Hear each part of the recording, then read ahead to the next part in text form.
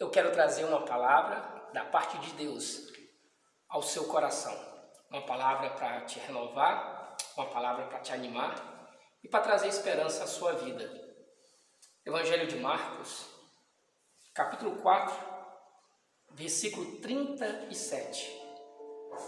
Ora, levantou-se grande temporal de vento, e as ondas se arremessavam contra o barco, de modo que o mesmo já estava a encher-se de água. Nós estamos refletindo sobre tempos de tempestade, tempos de lutas, tempos de provas. E Jesus está numa cena conhecida de todos os leitores da palavra de Deus, esse texto no qual de Marcos, onde Jesus acalma a tempestade. Nós estamos usando a interpretação de que a tempestade são as lutas da nossa vida. Lutas que surgem de várias maneiras, ora como enfermidade, ora como uma situação de crise familiar, uma doença na alma. A tempestade ela chega para sacudir o barco que é a nossa vida. E o texto de Marcos 4:37 é muito claro ao dizer que levantou-se grande temporal de vento. Um temporal, nós já conhecemos, uma chuva pesada que cai durante um tempo e acaba. O temporal de vento causa mais estrago. O temporal de vento, ele é mais terrível. E o texto de Marcos diz claramente que levantou-se grande temporal de vento.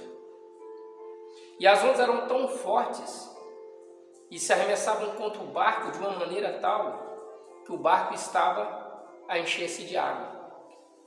Eu quero refletir com você sobre limites. A tempestade, ela tem a finalidade, ou uma das funções ou das lições que nós podemos aprender com a tempestade, é que a tempestade mostra o meu limite, mostra o seu limite. A tempestade mostra que nós somos dependentes de Deus. A tempestade revela o quão frágil somos nós, o nosso conhecimento, o nosso poder aquisitivo, na nossa força física ou intelectual. A tempestade mostra o limite de cada um de acordo às provas que nós vamos passando. A palavra de Deus é muito clara sobre os limites de Elias. Elias foi um homem tremendamente usado por Deus. Tiago capítulo 5, versículo 17, diz que Elias era homem semelhante a nós, sujeito aos mesmos sentimentos. Ali no Monte Carmelo, algo sobrenatural aconteceu. E mesmo assim, depois de ter vivido uma experiência sobrenatural com Deus, Elias, sendo homem igual a nós, ele temeu por sua vida quando a rainha Jezabel disse que iria matá-lo. E ele fugiu para o deserto. De igual modo, nós vemos a mulher de Jó, no Jó capítulo 2, versículo 9, ela, diante da situação no qual ela viu o seu esposo ali prostrado, rasgou as vestes, jogou cinzas sobre a cabeça, depois de ter perdido os filhos, os bens, ter perdido tudo. Eu fico imaginando a cena, porque nossa reflexão, via de regra, nós pensamos em Jó e não pensamos na mulher de Jó. Aquilo que Jó sofreu, a sua esposa também sofreu. Jó não perdeu os filhos eram de Jó e da sua esposa. Jó não perdeu os seus bens, os bens eram de Jó e da sua esposa. O sofrimento de Jó, o sofrimento no corpo, não era só o sofrimento no corpo de Jó, porque a palavra de Deus é muito clara dizer que quando nós casamos, nós nos tornamos uma só carne. Eu e a minha esposa Isabel, nós somos uma só carne, uma só alma. Então o sofrimento físico e espiritual de Jó também era o sofrimento físico e espiritual da sua esposa. E em Jó capítulo 2, versículo 9, ela chega no limite. Ela chega no limite daquela tempestade e ela diz ao seu esposo: amaldiçoa esse Deus e morre. Nesse momento ela tinha chegado ao limite. A água tinha estava enchendo o seu barco, estava enchendo a sua vida, estava transbordando, o limite tinha chegado na vida da mulher de Jó.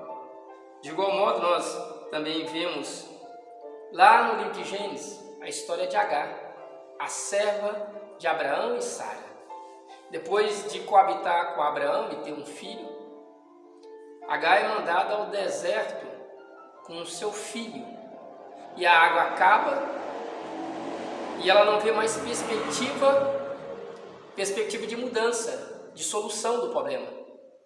Então ela deixa o seu filho próximo a um arvoredo, a uma certa distância, para que a criança morresse sem que ela o visse morrer. Então Agar também chegou ao seu limite. Ora, levantou-se grande temporal de vento, e as ondas se arremessavam contra o barco, que é a nossa vida, de modo que o mesmo já estava a encher-se. Aqueles que vivem em uma situação de limites, aqueles que tiveram as suas forças, as suas esperanças, o seu consolo, tudo desfalecido ou tudo enfraquecido, não tem outra coisa a não ser abrir o seu coração, rasgar o seu coração e mostrar a Deus a sua total e absoluta dependência. Nós não somos nada, nós não temos nada, Deus é tudo na nossa vida. Que os limites da vida, que os limites da circunstância possam ensinar a mim e a você a sermos totalmente dependentes de Deus. Eu desejo sucesso e prosperidade em todas as áreas da sua vida e que a paz de Deus, que excede todo entendimento, guarde o seu coração e a sua mente em Cristo Jesus. Deus abençoe sua vida. Curta esse vídeo, ative o sininho e nos ajude a divulgar a palavra de Deus a mais pessoas. As pessoas estão em crise, as pessoas estão passando por tantas dificuldades, tantas tempestades. E há uma palavra da parte de Deus para consolar o nosso coração. Nos ajude a divulgar esse ministério, nos ajude a divulgar essa palavra. Deus abençoe a sua vida, em nome de Jesus.